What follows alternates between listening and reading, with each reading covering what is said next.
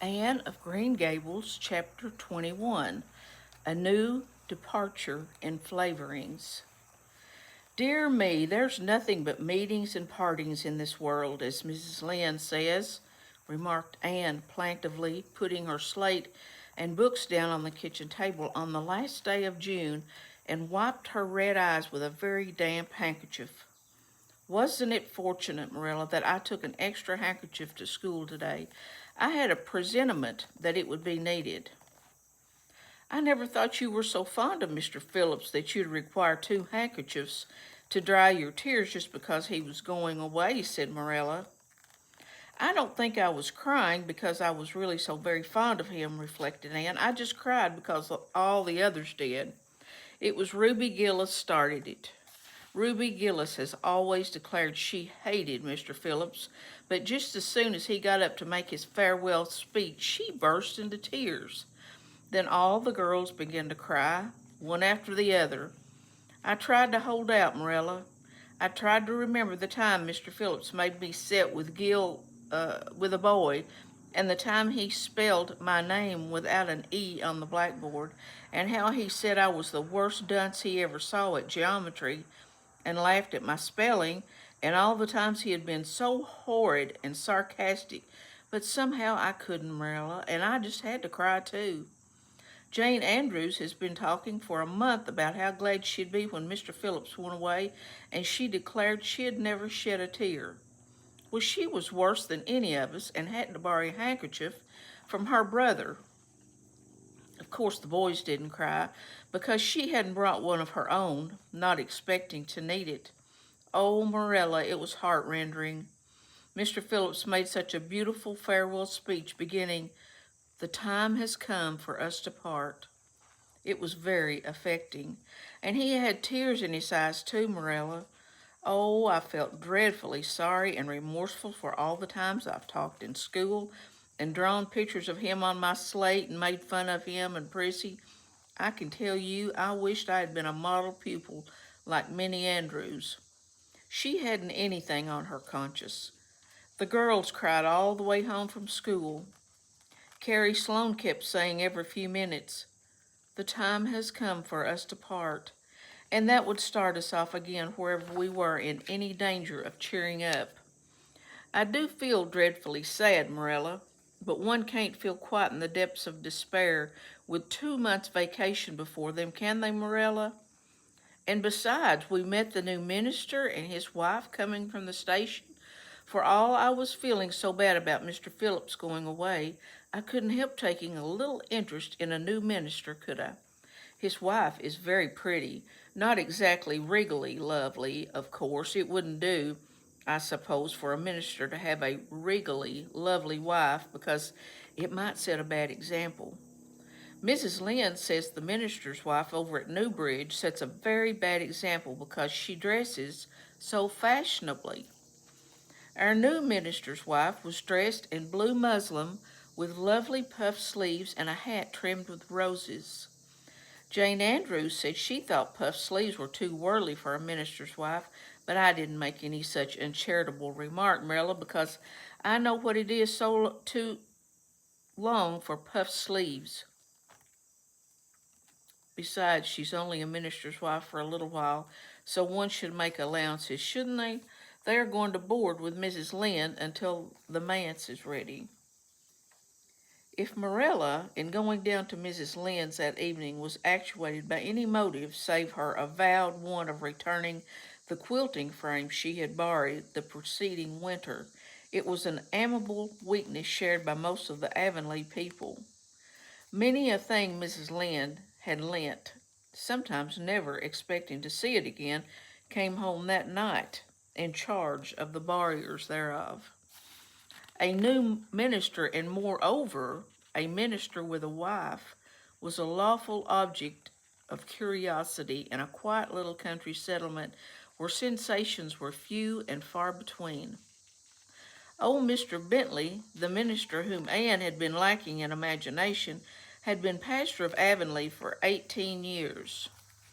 He was a widower When he came and a widower, he remained, despite the fact that gossip regularly married him to this, that, or the other one every year of his sojourn.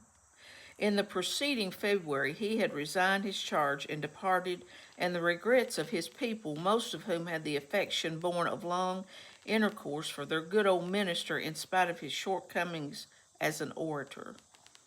Since then, the Avonlea Church had enjoyed a variety of religious dissipation in listening to the many and various candidates and supplies who came Sunday after Sunday to preach on trial. These stood or fell by the judgment of the fathers and mothers in Israel. But a certain small, red-haired girl who sat meekly in the corner of the old Cuthbert pew also had her opinions about him and discussed the same in full with Matthew, Morella always declining from principle to criticize ministers in any shape or form. "I don't think Mr. Smith would have done, Matthew," was Ann's final summing up. "Mrs. Lynde says his delivery was so poor that I think his worst fault was just like Mr. Bentley's. He had no imagination. And Mr. Terry had too much. He let it run away with him just as I did mine in the matter of the haunted wood. Besides, Mrs. Lynde says his theology wasn't sound. Mr. Gresham was a very good man and a very religious man, but he told me too many funny stories and made the people laugh in church. He was undignified, and you must have some dignity about a minister, mustn't you, Matthew? I thought Mr. Marshall was decidedly attractive, but Mrs. Lynde said he isn't married or even engaged because she made special inquiries about him, and she says it would never do to have a young unmarried minister in Avonlea because he might marry in the congregation, and that would make trouble. Mrs. Lynde is a very far-seeing woman, isn't she, Matthew? I'm very glad they've called Mr. Allen. I liked him because his sermon was interesting and he prayed as if he meant it and not just as if he did it because he was in the habit of it. Mrs. Lynde says he isn't perfect, but she says she supposes we wouldn't expect a perfect minister for $750 a year. And anyway, his theology is sound because she questioned him thoroughly on all the points of doctrine. And she knows his wife's people, and they are most respectable, and the women are all good housekeepers. Mrs. Lynde says that sound doctrine in the man and good housekeeping in the woman make an ideal combination for a minister's family. The new minister and his new wife were a young, pleasant-faced couple still in their honeymoon and full of all good and beautiful enthusiasms for their chosen life work. Avonlea opened its hearts to them from the start. Old and young, like the frank, cheerful young man with his high ideals, and the bright, gentle little lady who assumed the mistress-ship of the manse. With Mrs. Allen, Anne felt promptly and wholeheartedly in love. She had discovered another kindred spirit. "Mrs. Allen is perfectly lovely," she announced one Sunday afternoon. "She's taken our class and she's a splendid teacher. She said right away she didn't think it was fair for the teacher to ask all the questions, and you know, Marilla, that's exactly what I always thought. She said we could ask her any question we liked, and I asked her ever so many. I'm good at asking questions, Marilla." "I believe you," was Marilla's emphatic comment. Nobody else asked any except Ruby Gillis, and she asked if there was to be a Sunday school picnic this summer. I didn't think that was a very proper question to ask because it hadn't any connection with the lesson. The lesson was about Daniel in the lion's den. But Mrs. Allen just smiled and said she thought there would be. Mrs. Allen has a lovely smile. She has such exquisite dimples in her cheeks. I wish I had dimples in my cheeks, Marilla. I'm not half so skinny as I was when I came here, but I have no dimples yet. If I had, perhaps I could influence people for good. Mrs. Allen says we ought always to try to influence other people for good. She talks so nice about everything. I never knew before that religion was such a cheerful thing. I always thought it was kind of melancholy because Mrs. Allen isn't, and I'd like to be a Christian if I could be one like her. I wouldn't want to be one like Mr. Superintendent Bell. It's very naughty of you to speak so about Mr. Bell, said Morella severely. Mr. Bell is a real good man. Oh, of course he's good, agreed Anne, but he doesn't seem to get any comfort out of it. If I could be good, I'd dance and sing all day because I was glad of it. I suppose Mrs. Allen is too old to dance and sing, and of course it wouldn't be dignified in a minister's wife. But I can just feel she's glad she's a Christian, and that she'd be one even if she could get to heaven without it. I suppose we must have Mr. and Mrs. Allen up to tea some day soon, said Morella reflectively. They've been most everywhere but here. Let me see. Next Wednesday would be a good time to have 'em, but don't say a word to Matthew about it, or if he knew they were coming, he'd find some excuse to be away that day. He's got so used to Mr. Bentley he didn't mind him, but he's going to find it hard to get acquainted with a new minister, and a new minister's wife will frighten him to death. I'll be as secret as the dead, assured Anne, but oh, Morella, will you let me make a cake for the occasion? I'd love to do something for Mrs. Allen, and you know I can make a pretty good cake by this time. You can make a layer cake, promised Morella. Monday and Tuesday, great preparations went on at Green Gables. Have the minister and his wife to tea was a serious and important undertaking, and Morella was determined not to be eclipsed by any of the Avonlea housekeepers. Anne was wild with excitement and delight. She talked it over with Diana Tuesday night in the twilight as they sat on the big red stones by the Dryden's bubble and made rainbows in the water with little twigs dipped in fir balsam. Everything is ready, Diana, except my cake, which I'm to make in the morning, and the baking powder biscuits, which Morella will make just before tea time. I assure you, Diana, that Morella and I have had a busy 2 days of it.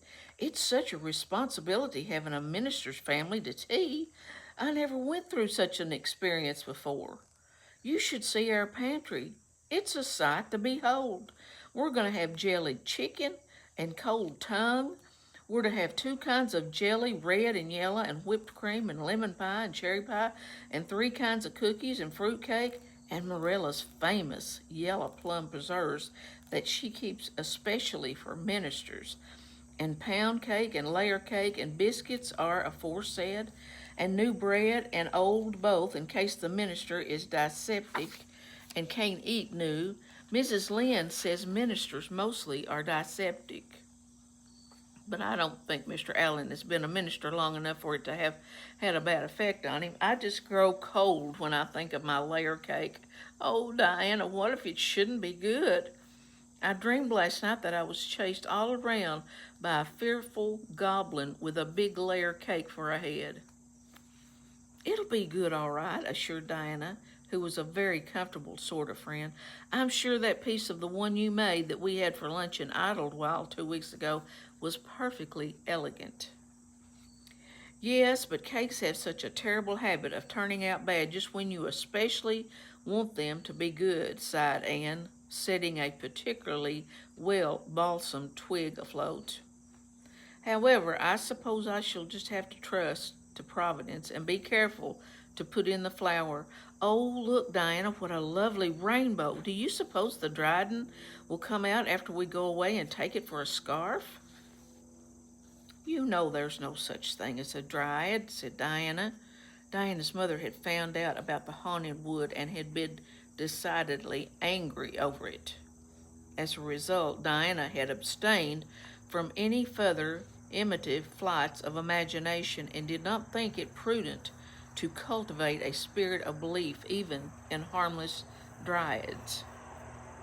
But it's so easy to imagine there is, said Anne. Every night before I go to bed, I look out of the window and wonder if the dryad is really sitting here, combing her locks with a spring for a mirror. Sometimes I look for her footprints in the dew in the morning. Oh, Diana, don't give up your faith in the dryad. Wednesday morning came. Anne got up at sunrise because she was too excited to sleep. She had caught a severe cold in the head by reason of her dabbling in the spring on the preceding evening, but nothing short of absolute pneumonia could have quenched her interest in culinary matters that morning. After breakfast, she proceeded to make her cake. When she finally shut the oven door upon it, she drew a long breath. I'm sure I haven't forgotten anything this time, Marilla, but do you think it will rise? Just suppose perhaps the baking powder isn't good. I used it out of the new can, and Mrs. Lynde says you can never be sure of getting good baking powder nowadays when everything is so adulterated. Mrs. Lynde says the government ought to take the matter up, but she says we'll never see the day when a Tory government will do it. Marilla, what if that cake doesn't rise? We'll have plenty without it, was Morella's unimpassioned way of looking at the subject. The cake did rise, however, and came out of the oven as light and feathery as golden foam.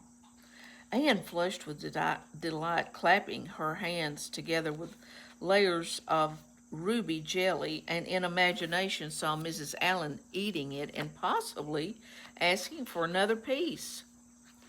You'll be using the best tea set, of course, Marilla, she said. Can I fix up the table with ferns and wild roses? I think that's all nonsense, sniffed Marilla. In my opinion, it's the eatables that matter and not flummery decorations. Mrs. Barry had her table decorated, said Anne, who was not entirely guiltless of the wisdom of the serpent. And the minister paid her an elegant compliment. He said it was a feast for the eye as well as the palate. Well, do as you like, said Marilla, who was quite determined not to be surpassed by Mrs. Barry or anybody else. Only mind you leave enough room for the dishes and the food. Anne laid herself out to decorate in a manner and after a fashion that would leave Mrs. Barry's nowhere. Having abundance of ferns and roses and a very artistic taste of her own, she made that tea table such a thing of beauty that when the minister and his wife sat down to it, they exclaimed in chorus over its loveliness. It's Anne's doing, said Marilla, grimly just, and Anne felt that Mrs. Allen's approving smile was almost too much happiness for this world. Matthew was there, having been inveigled into the party only goodness, and Anne knew how. He had been in such a state of shyness and nervousness that Marilla had given him up in despair. But Anne took him in hand so successfully that he now sat at the table in his best clothes and white collar and talked to the minister not uninterestedly. He never said a word to Mrs. Allen, but that perhaps was not to be expected. All went merry as a marriage bell until Anne's layer cake was passed. Mrs. Allen, having already been helped to a bewildering variety, declined it. But Marilla, seeing the disappointment on Anne's face, said smilingly, "Oh, you must take a piece of this, Mrs. Allen. Anne made it on purpose for you." "In that case, I must sample it," laughed Mrs. Allen, helping herself to a plump triangle, as did also the minister and Marilla. Mrs. Allen took a mouthful of hers, and a most peculiar expression crossed her face. Not a word did she say, however, but steadily ate away at it. Marilla saw the expression and hastened to taste the cake. "Anne Shirley," she exclaimed, "what on earth did you put into the cake?" "Nothing but what the recipe said, Marilla," cried Anne with a look of anguish. "Oh, isn't it all right?" "All right? It's simply horrible. Mrs. Allen, don't try to eat it. Anne, taste it yourself. What flavoring did you use?" "Vanilla," said Anne, her face scarlet with mortification. After tasting the cake, "Only vanilla. Oh, Marilla, it must have been the baking powder. I had my suspicions of that baking powder, fiddlesticks. Go and bring me the bottle of vanilla you used." Anne fled to the pantry and returned with a small bottle partially filled with a brown liquid and labeled yellowly Best vanilla. Marilla took it, uncorked it, smelled it. Mercy on us, Aunt. You flavored the cake with iodine liniment. I broke the liniment bottle last week and poured what was left into an old empty vanilla bottle. I suppose it's partly my fault. I should have warned you, but for pity's sake, why couldn't you have smelled it? Anne dissolved into tears under this double disgrace. I couldn't. I had such a cold. And with this she fairly fled to the gable chamber, where she cast herself on the bed and wept as one who refuses to be comforted. Presently a light step sounded on the stairs, and somebody entered the room. "Oh, Marilla," sobbed Anne without looking up, "I'm disgraced forever. I shall never be able to live this down. It will get out. Things always do get out in Avonlea. Diana will ask me how my cake turned out, and I shall have to tell her the truth. I shall always be pointed at as the girl who flavored a cake with iodine liniment. Gil, the boys in school will never get over laughing at it. Oh, Marilla, if you have a spark of Christian pity, don't tell me that I must go down and wash the dishes after this. I'll wash them when the minister and his wife are gone, but I cannot ever look Mrs. Allen in the face again. Perhaps she'll think I tried to poison her. Mrs. Lynde says she knows an orphan girl who tried to poison her benefactor, but the liniment isn't poisonous. It's meant to be taken internally, although not in cakes. Won't you tell Mrs. Allen so, Marilla?" "Suppose you jump up and tell her so yourself," said a merry voice. Anne flew up to find Mrs. Allen standing by her bed, surveying her with laughing eyes. "My dear little girl, you mustn't cry like this," she said, genuinely disturbed by Anne's tragic face. "Why, it's all just a funny mistake that anybody might make." "Oh, no, it takes me to make such a mistake," said Anne forlornly, "and I wanted to have that cake so nice for you, Mrs. Allen." "Yes, I know, dear, and I assure you I appreciate your kindness and thoughtfulness just as much as if it had turned out all right. Now, you mustn't cry any more, but come down with me and show me your flower garden. Mrs. Cuthbert tells me you have a little plot all your own. I want to see it, for I'm very much interested in flowers." Anne permitted herself to be led down and comforted, reflecting that it was really provincial that Mrs. Allen was a kindred spirit. Nothing more was said about the liniment cake, and when the guests went away, Anne found that she had enjoyed the evening more than could have been expected, considering the terrible incident. Nevertheless, she sighed deeply. "Marilla, isn't it nice to think that tomorrow is a new day with no mistakes in it yet?" "I'll warrant you'll make plenty in it," said Marilla. "I never saw your beat for making mistakes, Anne." "Yes, and well I know it," admitted Anne mournfully, "but have you ever noticed one encouraging thing about me, Marilla? I never make the same mistake twice." "I don't know as that's much benefit when you're always making new ones." "Oh, don't you see, Marilla, there must be a limit to the mistakes one person can make, and when I get to the end of them, then I'll be through with them. That's a very comforting thought." "Well, you better go and give that cake to the pigs," said Marilla. "It isn't fit for any human to eat, not even Jerry Buote." Chapter 22, Anne is invited out to tea. "And what are your eyes popping out of your head about now?" asked Marilla, when Anne had just come in from a run to the post office. "Have you discovered another kindred spirit?" Excitement hung around Anne like a garment, shone in her eyes, kindled in every feature. She had come dancing up the lane like a wind-blown sprite, though the mellow sunshine and lazy shadows of the August evening. "No, Marilla, but oh, what do you think? I'm invited to tea at the manse tomorrow afternoon. Mrs. Allen left the letter for me at the post office. Just look at it, Marilla. Miss Anne Shirley of Green Gables."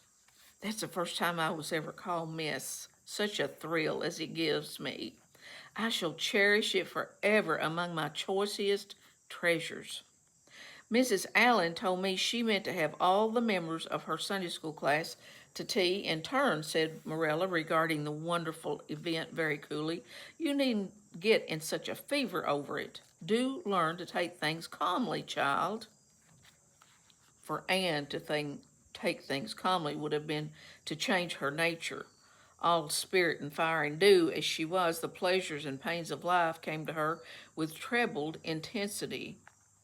Morella felt this and was vaguely troubled over it, realizing that the ups and downs of existence would probably bear hardily on this impulsive soul, and not sufficiently understanding that the equally great capacity for delight might more than compensate. Therefore, Morella conceived it to be her duty to drill Anne into a tranquil uniformity of disposition as impossible and alien to her as to a dancing sunbeam in one of the brook shallows. She did not make much headway, as she sorrowfully admitted to herself. The downfall of some dear hope or plan plunged Anne into deeps of affliction. The fulfillment thereof exalted her to dizzy reams of delight. Morella had almost begun to despair of ever fashioning this waif of the world into her model little girl of demure manners and prim deportment. Neither would she have believed that she really liked Anne much better as she was. Anne went to bed that night speechless with misery because Matthew had said the wind was round northeast and he feared it would be a rainy day tomorrow. The rustle of the poplar leaves about the house worried her. It sounded so like pattering raindrops and the dull, faraway roar of the Gulf, to which she listened delightfully at other times, loving its strange, sonorous, haunting rhythm, now seemed like a prophecy of storm and disaster to a small maiden who particularly wanted a fine day. Anne thought that the morning would never come. But all things have an end, even nights before the day on which you're invited to take tea at the manse. The morning, in spite of Matthew's predictions, was fine, and Anne's spirits soared to their highest. Oh, Morella, there's something in me today that makes me just love everybody I see, she exclaimed as she washed the breakfast dishes. You don't know how good I feel. Wouldn't it be nice if it could last? I believe I could be a model child if I were just invited out to tea every day. But oh, Morella, it's a solemn occasion too. I feel so anxious. What if I shouldn't behave properly? You know I've never had tea at a manse before, and I'm not sure that I know all the rules of etiquette, although I've been studying the rules given in the etiquette department of the Family Herald ever since I came here. I'm so afraid I'll do something silly or forget to do something I should do. Would it be good manners to take a second helping of anything if you wanted it very much? The trouble with you, Anne, is that you're thinking too much about yourself. You should just think of Mrs. Allen and what would be nicest and most agreeable for her, said Morella, hitting for once in her life a very sound and pithy piece of advice. Anne, instantly realizing this, you're right, Morella. I'll try not to think about myself at all. Anne evidently got through her visit without any serious breach of etiquette, for she came home through the twilight under a great high-sprung sky gloried over with trails of saffron and rosy cloud, in a beautified state of mind, and told Morella all about it happily, sitting on the big red sandstone slab at the kitchen door, with her tired curly head in Morella's gingham lap. A cool wind was blowing down over the long harvest fields from the rims of furry western hills and whistling through the poplars. One clear star hung above the orchard, and the fireflies were flitting over in Lover's Lane, in and out among the ferns and rustling boughs. Anne watched them as she talked, and somehow felt that wind and stars and fireflies were all tangled up together into something unutterably sweet and enchanting. Oh, Morella, I've had a most fascinating time. I feel that I have not lived in vain, and I shall always feel like that, even if I should never be invited to a manse again.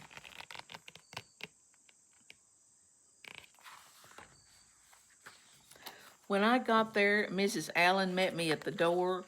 She was dressed with the sweetest dress of pale pink organdy with a dozen of frills and elbow sleeves, and she looked just like a seraph. I really think I'd like to be a minister's wife when I grow up, Marilla. A minister might not mind my red hair because he wouldn't be thinking of such worldly things. But then, of course, one would have to be naturally good, and I'll never be that. So I suppose there's no use in thinking about it. Some people are naturally good, and others are not. I'm one of the others. Mrs. Lynde says I'm full of original sin. No matter how hard I try to be good, I can never make such a success of it as those who are actually good. It's a good deal like geometry, I expect, but don't you think the trying so hard ought to count for something? Mrs. Allen is one of the naturally good people. I love her passionately. There's some people, like Matthew and Mrs. Allen, that you can love right off without any trouble, and there are others, like Mrs. Lynde, that you have to try very hard to love. You ought to love them because they know so much and are such active workers in the church, but you have to keep reminding yourself of it all the time or else you'll forget. There was another little girl at the manse to tea from the White Sands Sunday School. Her name was Loretta Bradley, and she was a very nice little girl.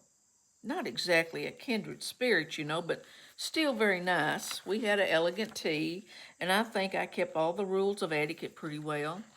After tea, Mrs. Allen played and sang, and she got Loretta and me to sing too. Mrs. Allen says I have a good voice, and she said I must sing in the Sunday school choir after this. You can't think how I was thrilled at the mere thought. I've longed to sing in the Sunday school choir, as Diana does, but I feared it was an honor I could never aspire to. Loretta had to go home early because there was a big concert in the White Sands Hotel tonight, and her sister is to recite at it. Loretta says that the Americans at the hotel give a concert every fortnight in aid of the Charleston Hospital, and they ask lots of the White Sands people to recite. Loretta said she expected to be asked herself someday. I just gazed at her in awe. After she had gone, Mrs. Allen and I had a heart-to-heart talk. I told her everything about Mrs. Thomas and the twins and Katie Maurice and Violetti and coming to Green Gables and my troubles over geometry. And would you believe it, Marilla? Mrs. Allen told me she was a dunce at geometry too. You don't know how that encouraged me. Mrs. Lynde came to the manse just before I left, and what do you think, Marilla? The trustees have hired a new teacher, and it's a lady. Her name is Miss Muriel Stacy. Isn't that a romantic name? Mrs. Lynde says they've never had a female teacher in Avonlea before, and she thinks it is a dangerous innovation. But I think it'll be splendid to have a lady teacher, and I really don't see how I'm going to live through the 2 weeks before school begins. I'm so impatient to see her. End of chapter 22.